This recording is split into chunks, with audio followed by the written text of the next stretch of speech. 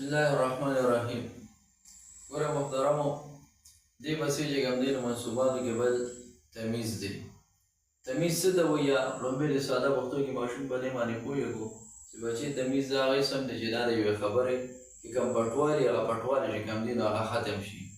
لکه تاسو ورته ووایئ چې رأیتو احد عشره، ما ولیده 11.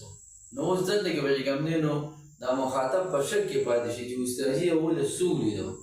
نو چې کله او چې رأیتو احد عشره کلمن یا کتابن یا کوکبن، چې کله د دغه شیز وضاحت ورسره وشو نو د هغه د ذهن د هغه اشکال هغه پټوالی هغه څه شو هغه ختم شو. دغه شان ورته ووایي چې ملکتو 20، زه چې کوم دی نو مالک شوم د 20. نو اوس دلته کې د 20 د څه مالک شوم؟ دا مخاطبین چې کوم داسې هغې بیا په شک کې پاتې شو. نو چې کله وضاحت وشي چې کلمن یا چې کوم دی نو درهمن یا کتابن، نو دې سره د مخاطب د ذهن هغه پټوالی او پوشیدګي چې کومه وه هغه څه شول هغه ختمه شول. دې ته تمیز وایي. نو ماشوم په دې باندې پوهېږو چې بچي دا تمیز چې کوم دی نو دا به موږ منصوب وایو. بیا به چې کوم دی نو دې خوا دغه ته راولو، ترکیب ته بیا راولو. ترکیب ورسره دې طریقې سره وکړو. ګورئ، رأیتو احد عشره کوکبن، نو دا پټوالی به چې کوم دی نو یا په عدد کې وي، لکه دلته کې چې کوم دی نو دې کوم مثال ورکړی چې احد عشره، نو د عدد هغه به بیا په انسو سره راځي. نو ورته به ووایو چې رأیتو فعل فاعل شولو او احد عشره دا چې کوم دی نو ممیز شو. د تمیز د مخکې به ورته ممیز روکاږو. نو احد عشره چې کوم دی نو ممیز شو او کوکبن نو د تمیز شو. دا ممیز تمیز چې کوم دی د رأیتو لپاره دا مفعول به شولو. نو فعل سره خپل فاعل مفعول به جمله فعلیه خبریه شوله. بیا ورته دا ووایي چې څنګه دا عدد دا پټوالی په دې انسو کې راغلو وه، په دې عدد کې راغلو. دغه شان پټوالی چې کوم دی په وزن کې هم راځي.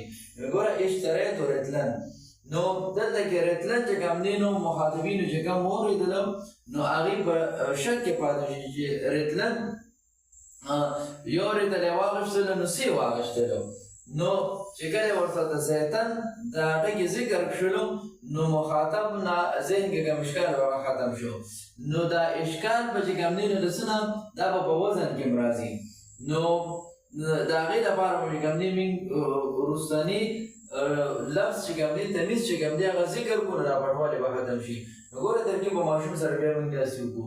اشتریتو فعل فاعل شو، دا رتلن چې کوم دی نو ممیز شو. دلته کې دا د وزن چې کوم دی نو موږ څه وکړو دا پټوالی وساتمو. نو رتلن چې کوم دی ممیز شولو او زیتن وله تمیز شولو. ممیز تمیز چې کوم دی نو دا د فعل لپاره مفعول به شو. فعل سره خپل فاعل مفعول به جمله فعلیه خبریه.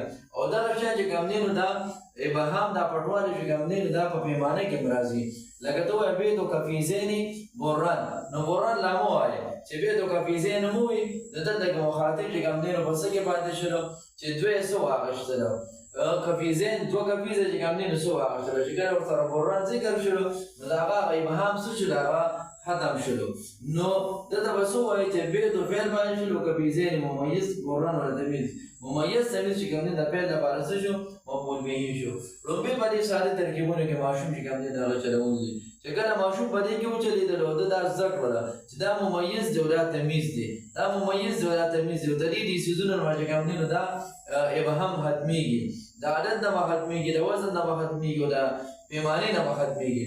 نو د هغې نه پس چې کوم دی نو تاسو دې مرفوع منصوب مجرور ته راولئ. ورته ووایي چې دلته کې کوکبن تا چې کوم دی نو مرفوع منصوب مجرور کې څه ووایي؟ نو دې به وایي چې دا یې منصوب وایي. د څه د وجې نه؟ دا د تمیز د وجې نه. نو منصوباتو کې به بیا کوم تمیز ته ووایي نو هغه به دلته کې ورته بیا ورپټ کړي چې دا کوکبن د مفعول به د وجې نه منصوب نه دی راغلی، بلکې دا د تمیز د وجې نه څه وشو منصوب راغی.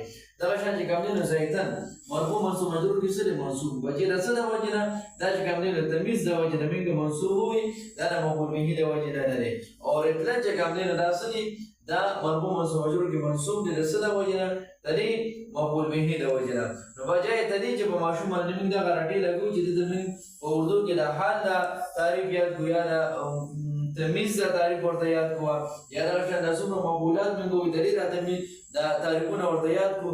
نو نو که د هغې په ځای باندې ساده پښتو کې دا ماشوم موږ پوه کړو او بیا ورته چې کوم دی نو ډایرکټ کوم هغه ټایم سره موږ دا اجرا وکړله یعنې 2 منټه دې موږ د هغه په پوهېدو باندې والو ساده پښتو کې د مثالونه ورکړو چې بچې دا دې ته وایي دا دې ته وایي او د هغې نه پس ډایرکټ چې کوم دی نو هم دې بیا موږ د سلونحوې ته راولو یا چې کوم دی نو په علمالنحو کې کوم ترکیبونه دي یا دغه شانتې په تفصیل الادب کې ښکلي ترکیبونه راغلي دي هغې ته یې راولو طریقة الاصلاح الجساني کې ښکلي ترکیبونه راغلي دي هغې ته یې راولو او دغه خبرې چې کومې ورته موږ په ساده پښتو کې وکړلې په ترکیب کې ورته ورفټ کړو او دا ماشوم په ترکیب کې روان کړو نو دې به دې سره کوم دی نو روانېږي او دا صرف و نحو چې کوم دی نو دا نوم هم د څه دی دا د اجرا دی چې ماشوم سره څومره ډېره اجرا وشول دومره به ده ته ډېره پیدا چې کوم دی نو هغه ورته کېږي